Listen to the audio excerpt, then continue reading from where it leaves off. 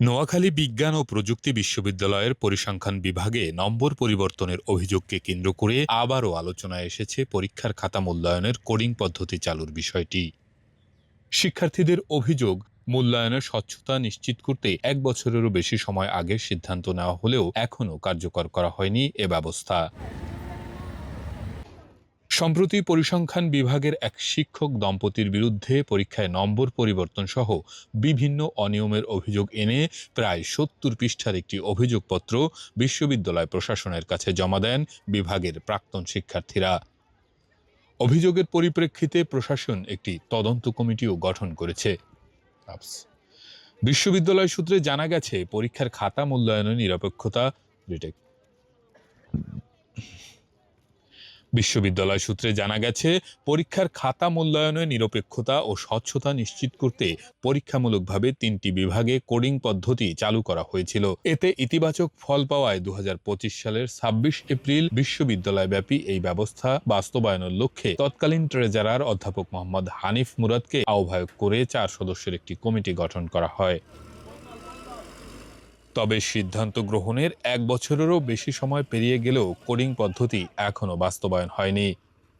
শিক্ষার্থীদের ভাষ্য, বর্তমানে উত্তরপত্রে শিক্ষার্থীদের পরিচয় উল্লেখ থাকায় ব্যক্তিগত সম্পর্ক, পক্ষপাত কিংবা অন্যান্য প্রভাব মূল্যায়নে প্রভাব ফেলতে পারে। কোডিং পদ্ধতি চালু হলে পরিচয় গোপন রেখেই খাতা মূল্যায়ন সম্ভব হবে, যা পরীক্ষার ফলাফলকে আরও নিরপেক্ষ, স্বচ্ছ ও গ্রহণযোগ্য করে তুলবে। বিশ্ববিদ্যালয়ে কোডিং সিস্টেমটা থাকা অনেক আমার মতে অনেক ইম্পর্টেন্ট, কারণ ভার্সিটিতে কোডিং সিস্টেম না থাকার কারণে টিচারদের প্রতি স্টুডেন্টদের প্রতি স্যারদের অনেক বায়াসনেস কাজ করে। একটা টিচারের হয়তো দেখা যায় যে ওই স্টুডেন্ট যাকে পছন্দ করতেছে ওর তুলনামূলক রেজাল্ট অনেক ভালো হচ্ছে, তো এই ক্ষেত্রে দেখা যায় কি যারা চেষ্টা করতেছে তাদের মধ্যে চেষ্টাটা চলে যায়, কারণ ওরা মনে করে চেষ্টা করেও কি হবে, আমার তো রেজাল্ট সবসময় সেমই থাকতেছে।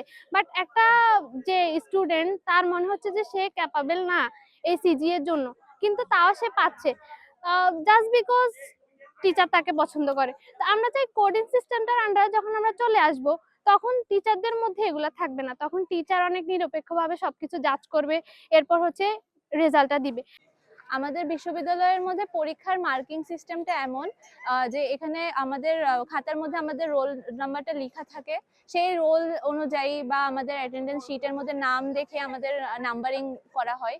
কিন্তু এখন দেখা যাচ্ছে যে এটার মধ্যে একটা পার্সিয়ালিটির বা বায়াসনেস থাকে, যে টিচারের ফেভারিটিজমের মধ্যে যারা পড়ে তারা নাম্বারটা একটু বেশি পায়, বা যে আসলে যোগ্য সে ওই অনুযায়ী নাম্বারটা পায় না। তো এই জন্য আমাদের উচিত যে এই কোডিং সিস্টেমটাকে একটা ইমপ্লিমেন্টের জন্য যতগুলো জরুরি স্টেপ আছে তা নেওয়া। আমরা চাই কোডিং সিস্টেমটা আবার পুনরায় বিশ্ববিদ্যালয়ে চালু করা হোক, তাহলে দেখা যাবে শিক্ষার্থীদের যে নাম, রোল এগুলো সামনে আসবে না। কোডিং সিস্টেমের মাধ্যমে অনেক সুন্দরভাবে শিক্ষকরা তার খাতাগুলো স্বাধীনভাবে কাটতে পারবে, কোনো ধরনের পার্সিয়ালিটি এ ধরনের কোনো কিছু ঘটবে না। শিক্ষার্থীরা বারবার এটা নিয়ে কথা বললেও প্রশাসন সেটার মধ্যে কর্ণপাত করেনি, যার কারণে শিক্ষার্থীরা যেমন ভোগান্তিতে পড়ছে তেমনি পিএল আসলে তাদেরকে সবচেয়ে বেশি সমস্যার সম্মুখীন হচ্ছে। আমরা প্রশাসনের কাছে জানতে চাই তারা এই বিষয়টার সমাধান কবে করবে, কবে আমরা মার্ক টেম্পারিং থেকে রক্ষা পাবো।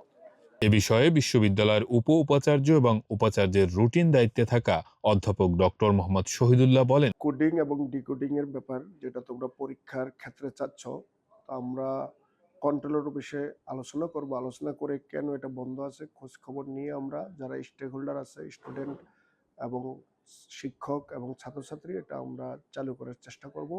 এটা আমাদের আগ্রহ আছে যাতে পরীক্ষাগুলো নিরপেক্ষভাবে হয়। এখন প্রশ্ন, দীর্ঘদিনের অপেক্ষার পর প্রশাসন কবে পরীক্ষার খাতা মূল্যায়নে কোডিং পদ্ধতি বাস্তবায়ন করবে, নাকি এই সিদ্ধান্ত কেবল আশ্বাসের মধ্যেই সীমাবদ্ধ থাকবে?